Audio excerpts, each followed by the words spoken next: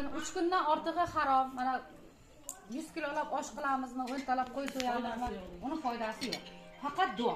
O'lgan odamga faqat duo yordam beradi. Haqqiga duo qilaylik. Eng yaxshi narsa ular duoga muhtoj. O'sha aytadi, payshanba kuni hamma mayitlarning oldiga tovoqlar tushadi ekan, tovoqlar.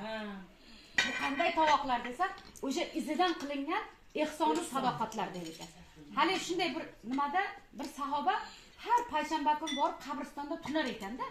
Tunar ekan o'sha bo'lgan-ku oldingi zamonlarda.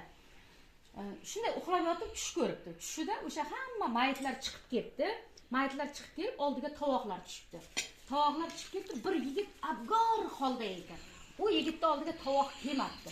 Har yigitdan so'rabdi, bu nima, qanday tovoqlar desa, bu iziga qilingan ehson va sadoqatlar, qilingan duolar ekan. Nimaga seni oldinga kelmadi desa, men onajonimda bittagina o'g'li edim. Men vafot etdim. Onajonim uyiga go'yandalarni chaqirib, hammasi betini yulib, qora kiyim kiyib, darvozalarni qoraga bo'yab, onajonim qattiq azo ochgan. Shuning uchun meni oldimda shunday hali bola zanjirband bo'lib yotadi ekanda. Meni oldimga hech narsa kelmadi debdi. Hali sahobadan o'sha avliyodan iltimos qildi.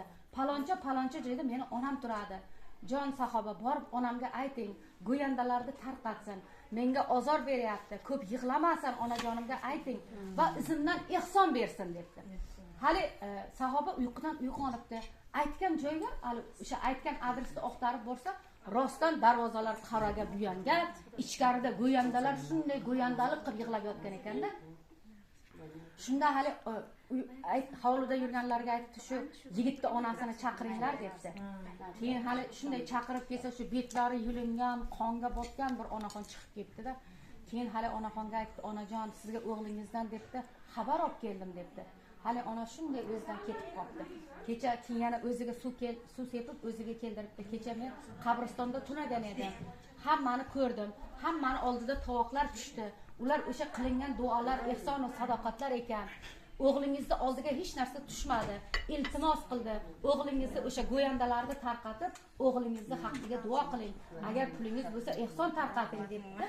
Hali onaxon tez go'yandalarni tarqatib, kiyimlarini yechib, o'sha keyin onamga ayting, tez kunda izimdan keladi degan ekan. Hamma o'sha ehson sadoqatlar beribdi hali onaxon.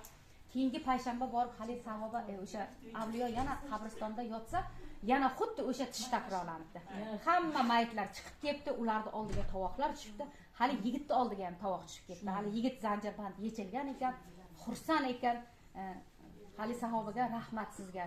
Buning uchun o'sha kilolab mana 7-40 qarang, mobodo izida yetimi bo'lsa, mana shu har payshanba borib yeb kelaveramiz-ku, do'zaxni o'tini yer ekanmiz. Bir ozgina o'ylaylik, mayitni izida yetimi qolib ketdi. Men qanday qilib borib har payshanba uni oshini yeb kelaman? Agar ochingdan o'layotgan bo'lsang, endi qilma shu ishni. Voyaga yetmagan go'daklar bo'lsa deydi. Shuni aytaman-da. O'sha bir xil aytadiki, erim qilib yemadi, falon bo'ldi, pismadan bo'ldi. Bu o'sha oldindan qolganda, mabodo yetimi bo'lsa o'sha xonadondan yemagan odamlar.